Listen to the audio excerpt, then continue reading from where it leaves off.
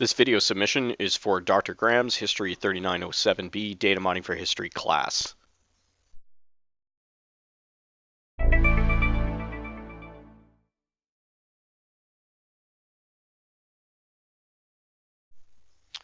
I will demonstrate throughout my presentation that the primary determining factor in how a certain geographical area in the United States votes is its degree of urbanization. The more urban an area is, the more likely it is to vote for Democrat, and vice versa. The more rural, the more likely to vote Republican. To demonstrate my hypothesis, I've constructed literally dozens of maps based on freely available public information from government websites in the United States. I'll be creating choropleth maps, which are maps that are colored according to the partisan result of the election. And I will be creating cartograms, which are maps that have been deformed according to some statistical number associated with a geographical area, such as the size of the population. The maps that I have created focus primarily on the continental contiguous United States. The reason I've done this has to do with the creation of the cartograms. The methods used are heavily disturbed if I were to include Hawaii and Alaska in the process as well, and do not produce meaningful results. I've also been able to take my colored maps and overlay them over existing geography, more traditional maps showing cities, roads, rivers, and whatnot. By doing this and then adjusting the transparency between two images, we'll actually learn quite a bit about these voting patterns in the United States. The same methods will also be applied at the state level.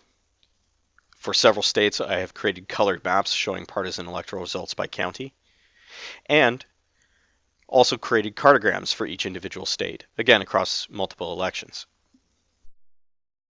At the conclusion of the presentation, it should have become obvious that rather than the myth of a North versus South divide in US politics, that the dividing line is rather that between city and rural areas.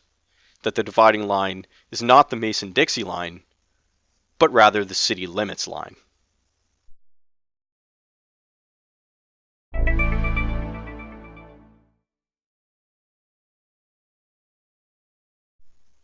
This map of the United States is something that most of us have seen before.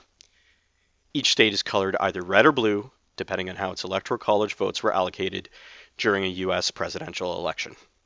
It's very common, most of us are familiar with it. It's pretty clear that the message that this map is trying to send to us is that the two coasts and the northeast of the United States vote very heavily for the Democrats. Meanwhile, the Southern Bloc and the Midwest vote for the Republicans. However, like most things that are looked at too high a level, this doesn't give us very much understanding of what's actually going on the ground. This is a cartogram. In fact, this is the exact same map that we were just looking at, except that each state has had its shape altered according to the size of its population. The larger the population of the state, the larger the polygon associated with it in this map. This map also carries with it certain implicit messages. For example, we could look at this and believe that democracy is being served. We have the larger, more populous states on the West Coast and in the Northeast forming the presidency. This is the 2012 election, after all. The smaller, less populous states in the South, together as a bloc, however, could view that as a tyranny of the majority being imposed upon them. It's all a matter of perspective. But what happens when we take a closer look at it? Are these states really voting as a bloc? Is this really a North versus South competition, like we've been told?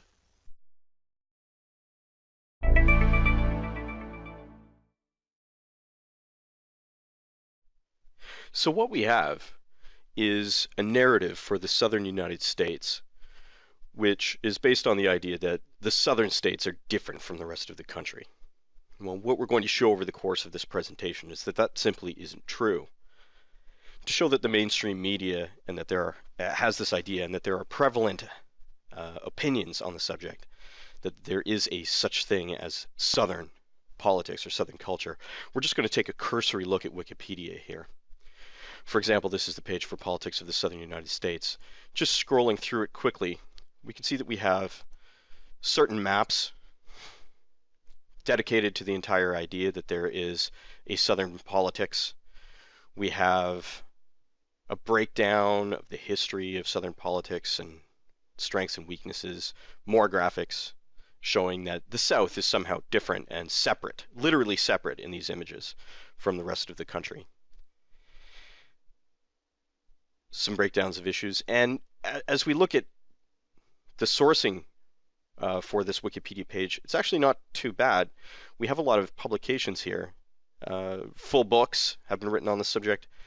The scholarship is quite deep. The problem is it isn't true. It goes even further than that. The whole Southern strategy of the Republican Party is based on this kind of electoral politics and has been since the 1960s. The Republicans plan their entire campaigns assuming that the South will fall with them. This is forming human behavior. It's forming our political behavior. The Solid South was also thought to be culturally separate, and it shifted as a bloc from the Democratic Party to the Republican Party in the 1960s. Here's a list of election results. We could see that people subscribe to this idea, keep Wikipedia updated on the subject, and have kept lovely little charts and tables about all this. There you can see the shift in the 1960s, away from the Democratic Party to the Republican. Here are the elections that we're looking at, the 2004, 2008, 2012 elections. 2004, literally every state at the Electoral College went for the Republican Party and voted for George Bush. That changed in 2008 and 2012 to a certain degree, but it's still quite a solid bloc. So it seems intuitively correct, even though Obama was able to make gains in a few states in 2008 and 2012. The problem is, it isn't true. And when we dive to that deeper level, we'll see that it isn't true.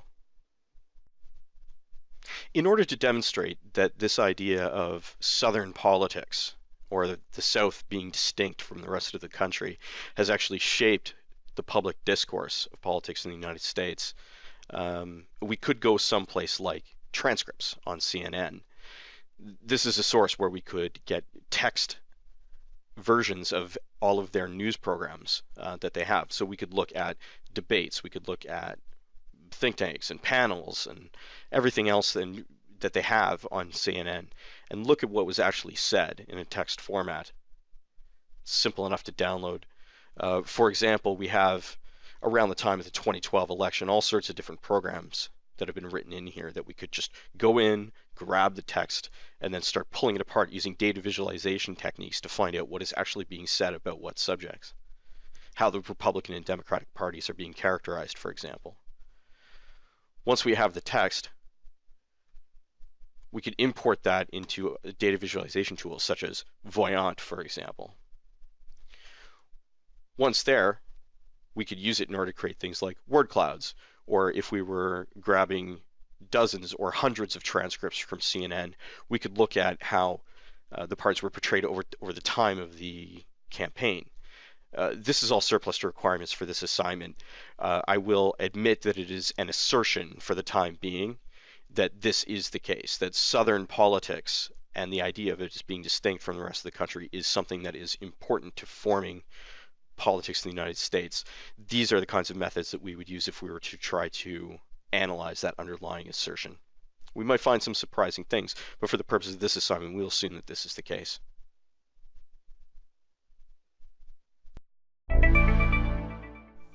While I was in the process of compiling the information and creating the maps for this project, a happy coincidence occurred. There was a discussion on a late night news talk program that was very, very relevant that I'd like to share with you. Here we go. I made a little list of places I've traveled. Okay. Because I do stand up almost every weekend. I could, longer list, but I just picked out, and see if you can tell why I picked these cities. This place I've been in the last 2 years. Huntsville, Alabama. Nashville, Tennessee. Let's not do this for everyone. Memphis, Baton Rouge, Savannah, Topeka, Kansas, Oklahoma City, Little Rock, Mobile, Alabama, Birmingham, Alabama, Kansas City, Charleston, West Virginia, Des Moines, Cedar Rapids, Macon, Georgia. What do they all have in common? They probably loved you. They probably All had in a standing states room. that you won in 2008. Wonderful people they are. Smart people they are. Brilliant people. But you have this thing in your book, Bubbaville. You were just Yeah. describing it. And I think I know Bubbaville better than you do. No, I think I'm in more cities than you are. And I see in America, I don't know if you know this, America. I don't know if you know how actually people in the cities, yes, I'm sure if you go out in the Deliverance area, they're but they look, act, and laugh just like people everywhere else. This country is not Bubbaville anymore. So, is Bill Maher correct? Is the matter of what's going on in the South the same as what's going on in the rest of the country? Are the cities in favor of the Democrats and the countryside, the rural areas, in favor of the Republicans? Let's find out.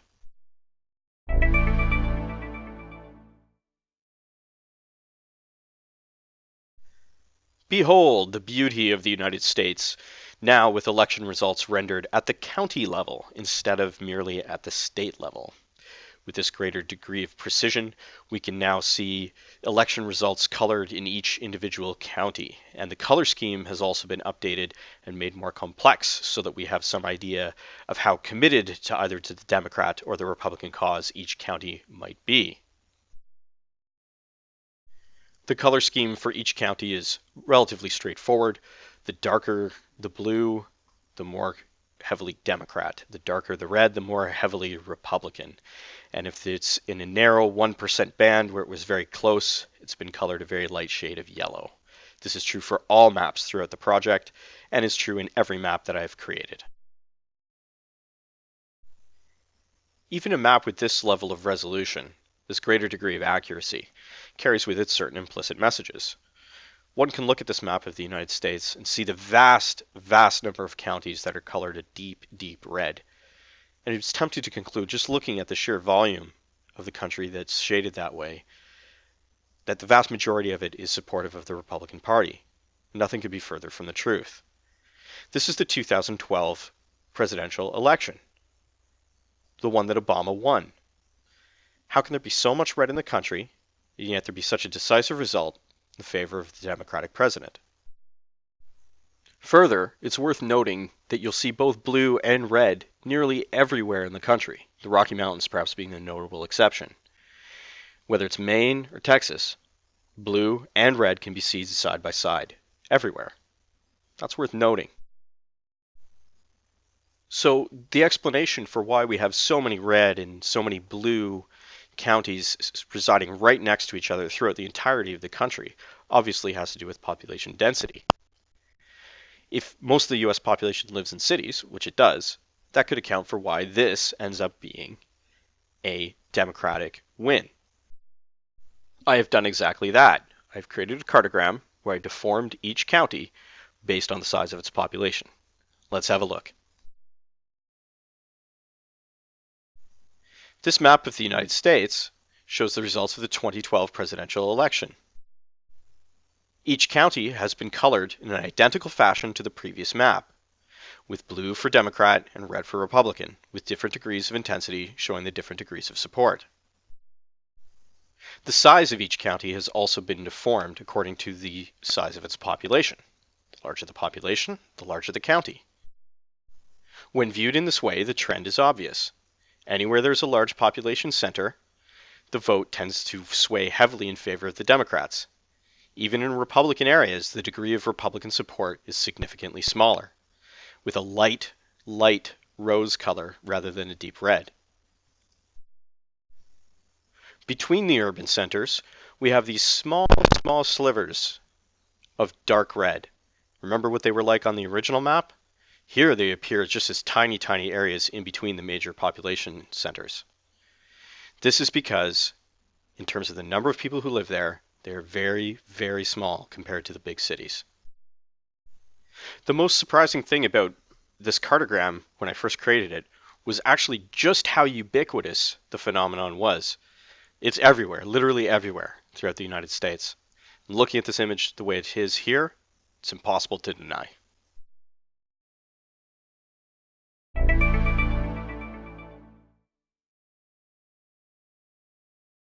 Now that we've proceeded this far in our understanding, let's have a moment to look at the three elections we're covering. This is 2004, George Bush's re-election. This is 2008, Obama's election. Not too much has changed. We still see similar patterns where urban centers are voting Democrat, rural, Republican. 2012, Obama's re-election. Here we see much more intense reds and blues. The country is becoming polarized between urban and rural. The 2004 election, when displayed as a cartogram, shows the same information, the same trend. Urban centers lean Democrat, rural areas lean Republican. Even so-called Republican cities tend to be very light in their support. Nothing's changed. It's worth noting that the cartograms for 2004 and 2008 look a little bit different from the 2012 cartogram.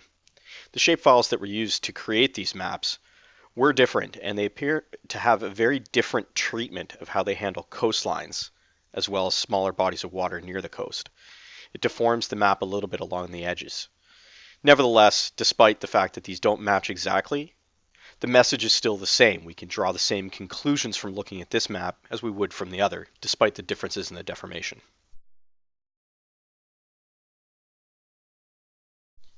Here we are with the 2008 colored map again.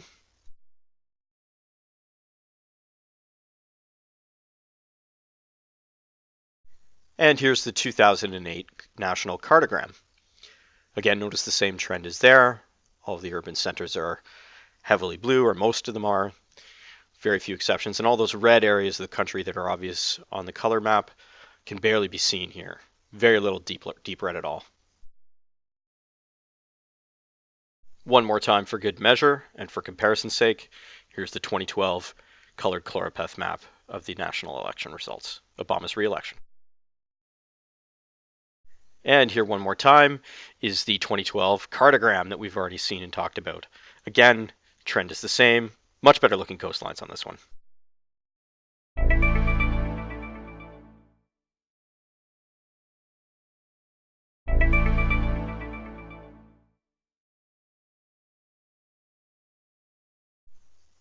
From here, we're going to get in tight and take a closer look at some individual states.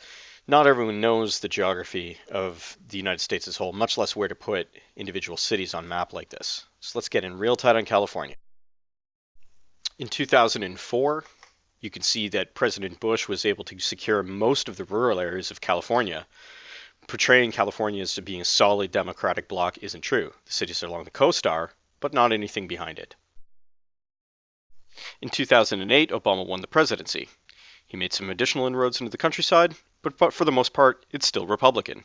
Not much has changed. And the 2012 results were pretty similar. Not much changed in California. It was still the cities versus the countryside. The 2004 cartogram shows exactly the same thing. Big population area means it's blue.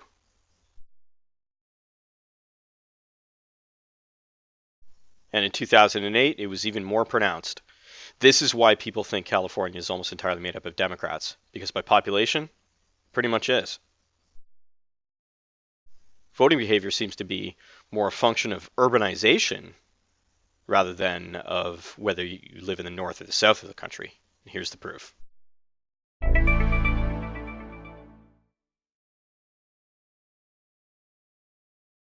Florida in 2004 was a bit of a controversial case. Not as controversial as 2000, but nevertheless.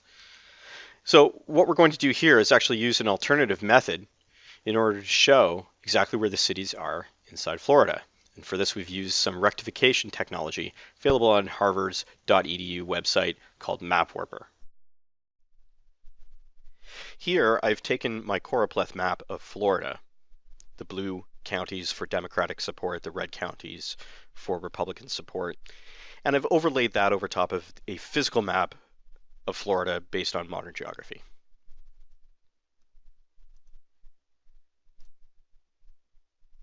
When we zoom in for a closer look at the state,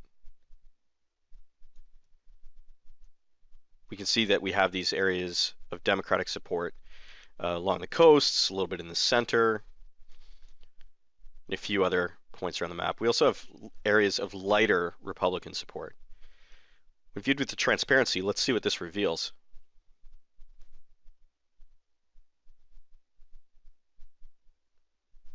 Sliding all the way to a purely geographic view, and then back again, about halfway, it becomes obvious that what's happening here is individual counties are voting for different political parties to the degree to which they are urbanized. The Miami centers are all going for the Democrats. Another city here, Port St. Hope, Democrat. Orlando, Key Largo, Gainesville, Tallahassee. Even Pensacola and Jacksonville, although they did vote for President Bush, have a lighter degree of support than the truly rural areas do.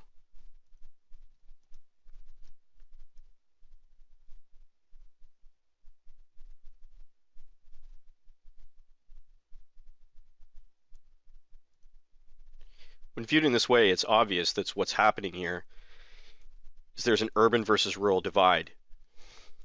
In this swing state of Florida, that's extremely important. It's also indicative of what's going around the rest of the country. You will, in fact, see this exact voting pattern everywhere in the United States.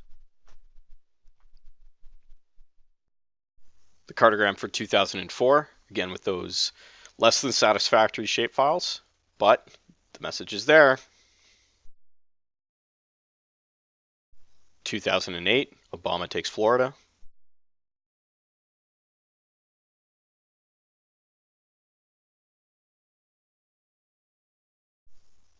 And again, the cartogram showing the population centers voting Democrat largely.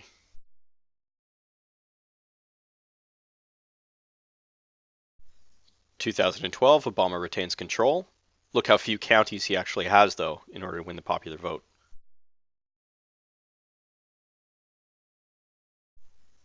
And the cartogram with the superior shapefile making it clear where the support for the Democrats is coming from. Big counties.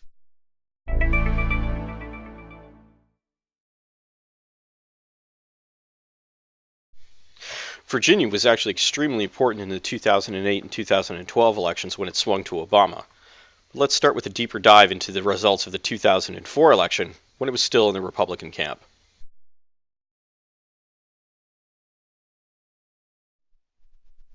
Here we will once again reproduce the transparency exercise that we carried out with Florida, this time with the 2004 Virginia election results.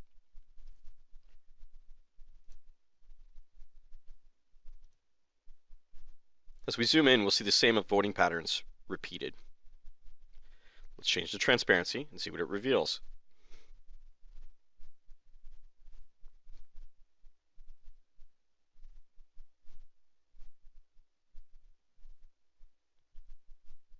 Once again, we're seeing the same urban versus rural voting pattern split appearing. In the case of Virginia, things are nicely delineated. Let's zoom in a little closer.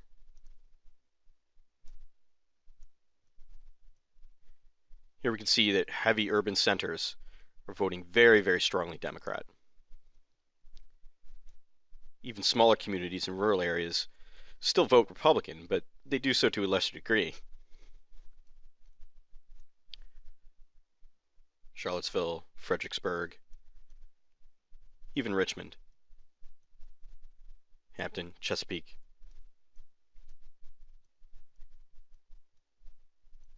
Over here, looking this closely, we see that we have some slight offset in our rectification. For example, this is closer to Roanoke. This area here should be closer to Lynchburg. But the point is made. There are some exceptions.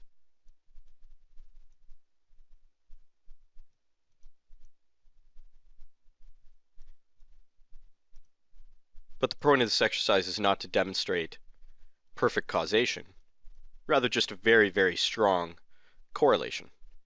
And we can see it here very clearly. Here, of course, is the cartogram for the 2004 Virginia election. Notice the population trends. In 2008, Virginia switched sides to the Democrats as a state, but not much looks like it's changed here. Let's have a deeper look. Again, we have overlaid the election result map onto real-world geography, and again, let's take a little bit of a closer look with the transparency.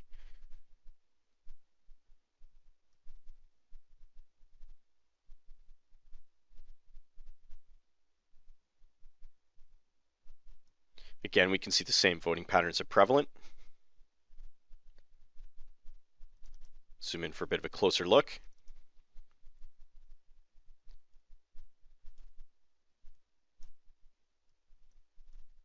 Once again, the urban centers and the areas around them are voting for the Democrats and for Obama. Here we have many smaller cities have now swung over to majorities supporting the Democratic Party.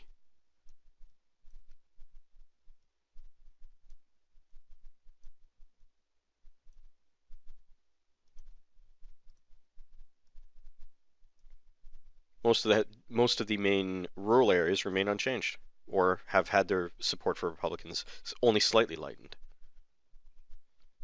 It's the cities that are making change in Virginia, and turning it into a swing state more than anything else.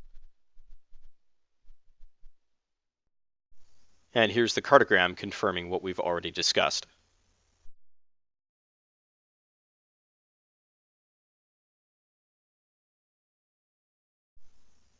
In 2012, Virginia stayed within Democrat control. Again, let's look closely and see why.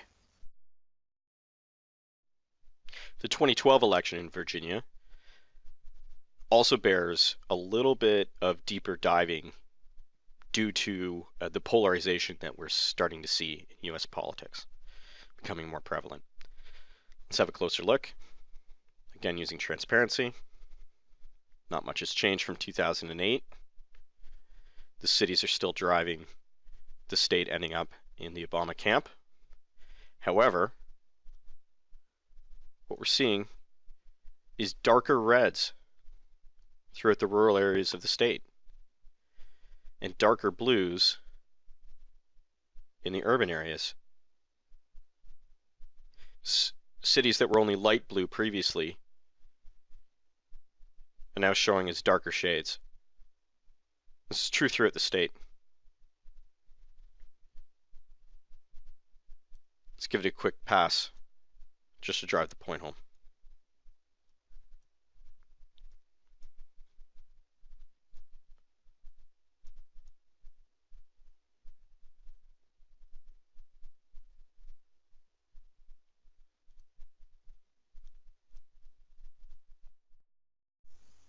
And one final cartogram. Is Virginia undergoing a process of urbanization? It looks like it might be. Let's leave that for statisticians to tell us.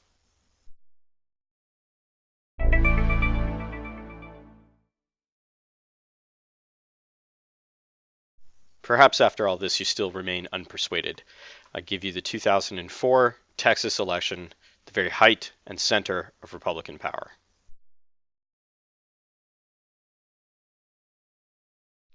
Let's repeat the transparency exercise for Texas. Again, remembering that this is 2004, the height of the Bush presidency's power. Let's take a closer look. Heavy reds.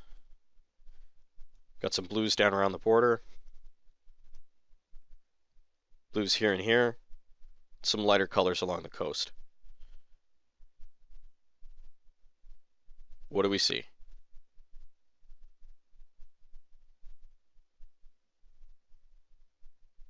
At this point in the exercise, no surprises.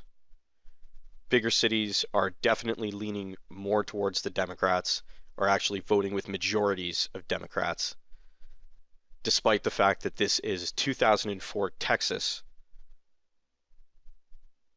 El Paso, Round Rock, even Houston is leaning, Seguin. You see this everywhere. Fort Worth. Nothing new.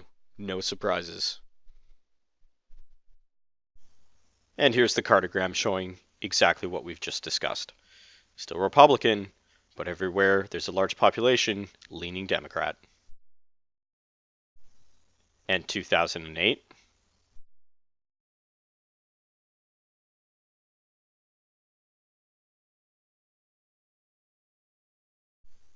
And the 2008 cartogram. Look at all of that blue.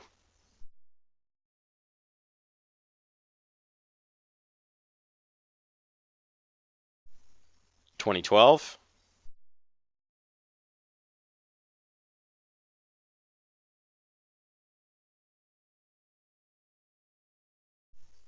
And the 2012 cartogram.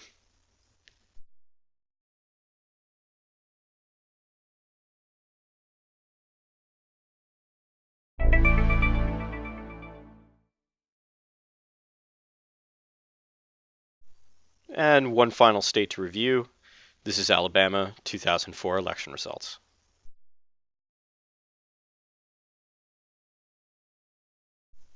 The cartogram tells the same story. Even in a solidly red state, we have large left-leaning urban populations.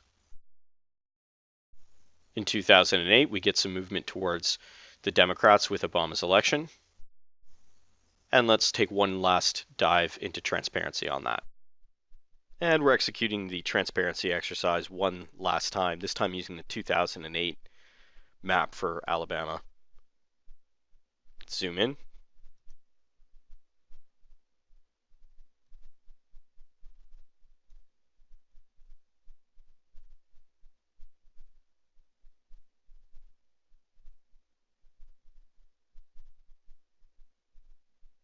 And here the pattern is showing itself one more time. Clear as day. Same as before. What are we seeing? Huntsville, still voting Republican, but much lighter than the surrounding area. Birmingham, clearly Democrat. Montgomery, Columbus, even down around Mobile, much lighter color Republican support. Cities are affecting this. The band across the middle of the state is interesting too. I bet it has to do with some kind of transportation network. Huntsville, Birmingham, Mobile.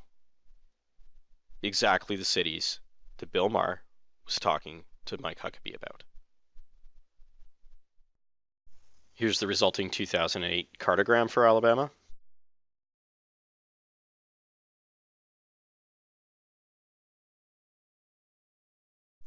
(2012) election results.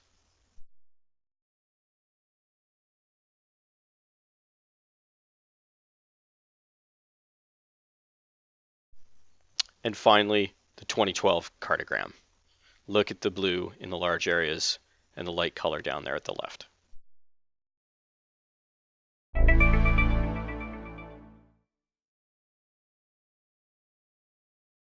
We've come a long way over the course of this presentation. We've gone from a very simple, state-level, red versus blue understanding of the United States to a far more sophisticated understanding, one which is based on exactly the same data, but where the data is displayed in a much more granular way with much greater accuracy. Instead, just by diving deeper and getting a more nuanced view of the data, we see that the United States is not broken into the southern United States versus everyone else. Instead, this is a city and urban versus rural and countryside fight. By resolving the data to the county level and then displaying it both through cartograms and through the use of transparencies, it becomes absolutely obvious that this is what is happening in the United States. Southern politics and the Southern Bloc is a myth. And instead, the Mason-Dixie line is not the dividing line in U.S. politics, it's the city limits. This video was prepared for Professor Sean Graham, Carleton University, History 3907B, Data Mining for History.